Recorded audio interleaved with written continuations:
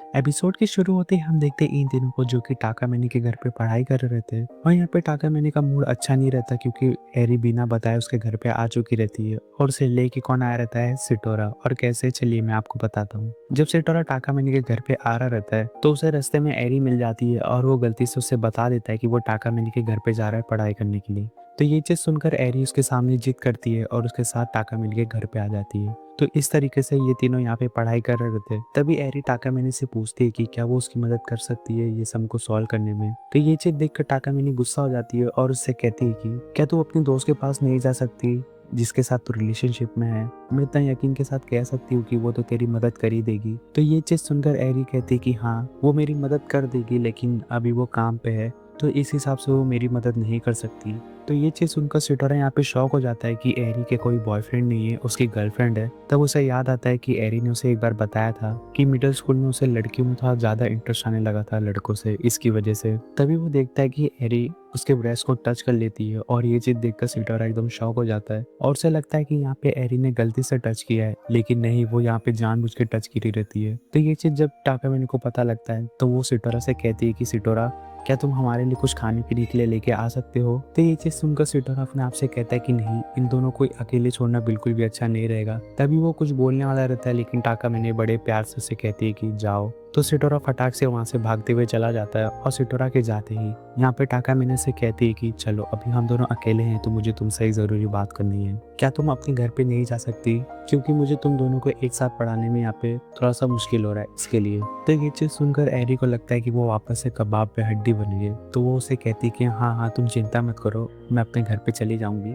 लेकिन बस मेरे एक सवाल का जवाब दे दो, क्या तुम दोनों एक दूसरे को डेट कर रहे हो। तो ये चीज सुनकर टाकामैनी यहाँ पे घबरा जाती है और उससे कहती है कि क्या, ये तो कैसी बातें कर रही है, हम दोनों एक दूसरे को डेट नहीं कर रहे हैं। लेकिन तभी भी एरी हार नहीं मानती और उससे कहती कि नहीं नहीं, तुम्हें ये बात छुपाने की जरूरत नहीं है, मैं जानती हूँ कि तुम सिटोरा को पसंद करती हो और अगर तुम सिटोरा को मौका दोगी तो वो कुछ ना कुछ तो जरूर करेगा। तो ये चीज सुनकर टाकामैनी समझ जाती है कि एरी यहाँ पे हार मानने वाली नहीं है, तो वो खुद से ही हार मान जाती है और उसे वो इस तरीके से बताती है कि उसने ये सारी बातों को ऑलरेडी अपनी एक फ्रेंड को बता के रखा है और उसकी फ्रेंड टाकामैनी को सलाह देती कि आगे उसे क्या करना चाहिए। तो टाकामैनी से कहती कि हाँ तुमने सही कहा, मेरी फ्रेंड ने मुझसे कहा था कि शायद से सिटोरा मुझे एक लड़की की तरीके से नहीं देखता और उसने मुझे एक दो चीजें और भी कही थी कि मुझे ये सारी चीजें करनी चाहिए सिटोरा को अपनी तरफ आकर्षित करने के लिए। तो ये चीज सुनकर एरी एकदम शॉक हो जाती है कि टाकामैनी इतनी जल्दी कैसे मान गई। लेकिन वो उससे पूछती है कि अच्छा तो तुम्हारी दोस्त ने क्या क्या कहा था, जरा मुझे बताओ। और मैं यहाँ पे आप लोग को एक बात बता दूं, एरी को ऑलरेडी ये बात पता है कि टाकामैनी ने ये बात किसी को भी नहीं बताई है। तो एरी की बात सुनकर टाकामैनी उसे कहती कि हाँ मेरी फ्रेंड ने मुझे सजेस्ट किया था कि मुझे सिटोरा के सामने क्रॉस प्ले वाली एक्टिंग करनी चाहिए, या फिर जब सिटोरा नहा रहा रहेगा तो उसके पीछे से चले जाना चाहिए, या फिर कुछ और चीजें करनी चाहिए ताकि सिटोरा को मैं मौका दे सकूं अपनी तरफ आकर्षित करने के लिए। लेकिन सिटोरा ने एक भी मौके का फायदा नहीं उठाया और ना ही वो मेरे पास आया। तो ये चीज सुनकर एरी को यहाँ पे थोड़ा जलन महसूस होता है और वो उससे कहती कि क्या, मैं मान ही नहीं सकती कि सिटोरा ने इस मौके का फायदा नहीं उठाया रहेगा। चलो ठीक है, अगर उसने मौके का फायदा नहीं उठाया तभी भी उसने कोई ऐसी चीज तो जरूर की रहेगी जिसकी वजह से तुम्हें लगे कि वो तुम्हें पसंद करता है। तो ये चीज सुनकर टाकामैनी को याद आता है कि सिटोरा ने ऐसी बहुत सारी चीजें की है और वो उसे बताती है कि हाँ जब मैं रात को घूम रही थी तो सिटोरा मेरी मदद करने के लिए आया था और उसने मेरे लिए बहुत ही अच्छी तरीके से डेट को प्लान किया। अब वो मेरे साथ सेम यूनिवर्सिटी में एडमिशन ले रहा है। तो ये सारी चीजें देखकर मुझे बहुत ही अच्छा लगता है। तो ये चीज सुनकर एरी उसे कहती कि देखा, मैंने तुमसे कहा था ना सिटोरा ने कुछ ना कुछ तो चीज किया रहेगा। और मेरा यहाँ पे ये मानना है कि अगर हम किसी को पसंद करते हैं तो बस हमें थोड़ी बहुत चीजों को करने की जरूरत है ताकि सामने वाले को पता लग सके कि हम उसे पसंद करते हैं। तो ये चीज सुनकर टाकामैनी को थोड़ा सा अच्छा लगता है, लेकिन वो उससे पूछती कि एक सेकेंड, ये सारी बातें तो ठीक है लेकिन तूने मेरे ब्रश को जानबूझ के छुआ था ना। तो ये चीज सुनकर एरी घबरा जाती है और उसे कहती कि नहीं नहीं, वो तो गलती से हो गया था मेरे से, लेकिन अगर तू मुझे मौका देगी तो मैं जरूर छूना चाहूंगी। तो ये चीज सुनकर टाकामैनी कहती कि सच में मुझे तेरे ऊपर विश्वास नहीं हो रहा, अगर तुझे ये चीज छूना ही था तो तुम मुझसे डायरेक्टली पूछ सकती थी, मैं तुझे अलाउ कर सकती थी, लेकिन तुझे ये सारी चीजें सिटोरा के सामने नहीं करनी चाहिए थी। तो ये चीज सुनकर एरी की आंखें चमक जाती है और उससे कहती है कि क्या सच में, क्या मैं अभी छू सकती हूँ। तो टाकामैनी कहती कि हाँ तू छू सकती है लेकिन अलग तरीके से।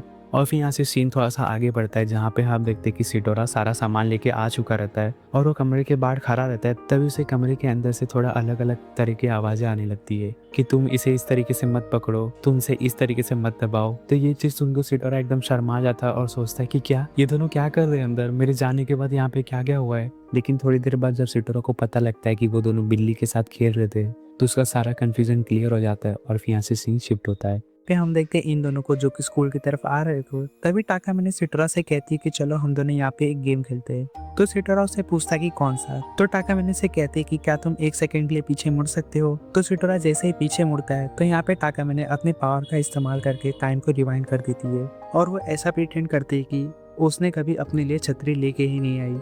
तो ये चीज़ देखकर सिटोरा उससे पूछता है कि ये कौन सा गेम हुआ। तो टाका मैंने कहती है कि तुम्हें यहाँ पे पता लगाना है कि मैंने कौन से तरीके से टाइम को रिवाइंड किया है। तो ये चीज़ सुनकर सिटोरा यहाँ पे शॉक हो जाता है। तभी टाका मैंने से वापस से कहती है कि तुम्हारे पास यहाँ पे बहुत ही कम टाइम है इस चीज़ को पता लगाने का। जब तक हम लोग स्टेशन नहीं पहुँच जाते तब तक तुम्हें ये चीज़ पता लगा लेना पड़ेगा और अगर यहाँ पे तुम जीत गए तो मैं तुम्हारी एक बात मानूंगी, अगर तुम यहाँ पे नहीं जीते तो तुम्हें मेरी एक बात माननी पड़ेगी। और मैं ये बात जानती हूँ कि तुम किस टाइप का रिक्वेस्ट करोगे। तुम पक्का यही बोलोगे कि मैं अगले समर वेकेशन में तुम्हें बिकनी पहन के पढ़ाऊँ।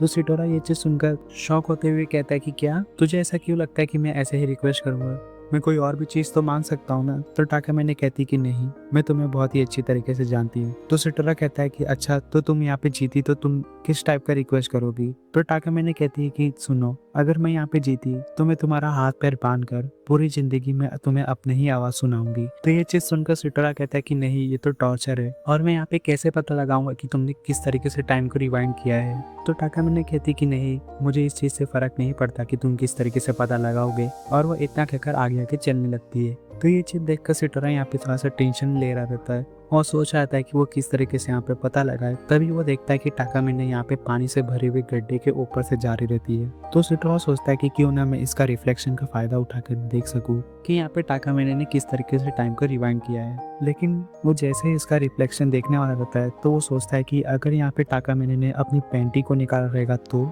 ये चीज़ देखकर सिटोरा यहाँ पे रुक जाता है। ऑफिस स्टेशन पे पहुंचने के बाद टाका मैंने उसका जवाब मांगती है। तो सिटोरा उसे जवाब देता है कि तुमने यहाँ पे अपनी ब्रा को निकाला था। तो टाका मैंने कहती कि नहीं, तुम्हारा जवाब यहाँ पे गलत है। सच में सिटोरा, मुझे नहीं लगा था कि तुम यहाँ पे गलत जवाब को प्रिडिक्ट करोगे, क्योंकि तुम तो मेरे साथ बहुत टाइम से रह रहे हो और तुम्हें तो पता है कि मैं किस टाइप से टाइम को रिवाइंड करती हूँ। तो सिटोरा अपने आप से कहता है कि हाँ, मुझे तो पता लग गया था कि तूने किस टाइप से टाइम, क्योंकि मैंने पानी के रिफ्लेक्शन में बहुत ही साफ तरीके से उसे देख लिया था, लेकिन मुझे बताने में बहुत ही ज़्यादा शर्म आ रही थी, इसलिए मैंने नहीं बता रही।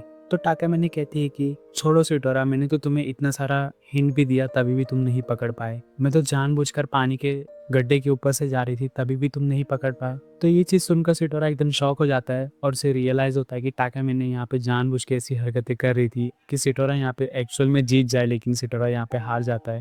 तब टाका मैंने कहती कि चलो ठीक है, अब तो तुम हार गए ना, अब तुम्हें यहाँ पे पनिशमेंट मिलेगा, तो क्या तुम पनिशमेंट के लिए रेडी हो। तो ये चीज़ सुनकर सिटोरा घबराते हुए कहता है कि तुम यहाँ पे मजाक कर रही हो ना। तो टाका मैंने कहती कि हाँ, अगर आज का दिन तुम बहुत ही अच्छी तरीके से निकालोगे तो। और वो इतना कहकर सिटोरा के साथ ट्रेन में चढ़ जाती है, जहाँ पे ट्रेन के अंदर ये दोनों बात करते हैं कि समर फेस्टिवल आने वाला रहता है और स्कूल में टाका मैंने यहाँ पे प्रिंसेस का रोल प्ले करने वाली है। तो वो सिटोरा को भी एनकरेज करती है कि वो भी कोई अच्छा रोल प्ले करे, जैसे कि वो उसके साथ रह सके। तो सिटोरा कहता है कि ये तो मेरे लिए बहुत ज़्यादा मुश्किल है, क्योंकि मैं इतना फेस्टिवल तो एंजॉय नहीं कर पाया। तो टाका मैंने कहती कि तुम इस बात की चिंता मत करो, तुम इस साल एंजॉय करोगे। और फिर स्कूल पहुंचने के बाद टाका मैंने सभी लोगों को फेस्टिवल के बारे में बताती है, तो सभी लोग टाका मैंने को प्रिंसेस के लिए चुन लेते हैं। तो टाका मैंने कहती कि चलो ठीक है, मैं प्रिंसेस बनने के लिए तैयार हूँ, लेकिन स्टेज का काम, बैकग्राउंड म्यूजिक और बाकी सारी चीज़ों को कौन संभालेगा। तो ये चीज़ सुनकर क्लास में कोई भी खड़ा नहीं होता, तो सिटोरा यहाँ पे खड़ा हो जाता है। तो टाका मैंने ये चीज़ देखकर टाइम को रिवाइंड कर देती है और यही सारी चीज़ों को वापस से पूछा जाता है। टाका मैंने वापस से प्रिंसेस के लिए खड़ी होती है और वो इस बार दूसरा सवाल पूछती है। वो कहती है कि यहाँ पे किसी ने अटेंडेंस नहीं लगाया है, सिटोरा यहाँ पे तुम्हारा अटेंडेंस बाकी है, तो आओ। तो सिटोरा इस मौके का फ़ायदा उठाकर उसके पास चला जाता है, जहाँ पे टाका मैंने उसे बहुत ही गलत इंटेंशन से पोक कर देती है और सिटोरा अपने ऊपर बहुत ही कंट्रोल कर रहा रहता है। तभी टाका मैंने वापस से अनाउंस करती है कि अच्छा चलो ठीक है,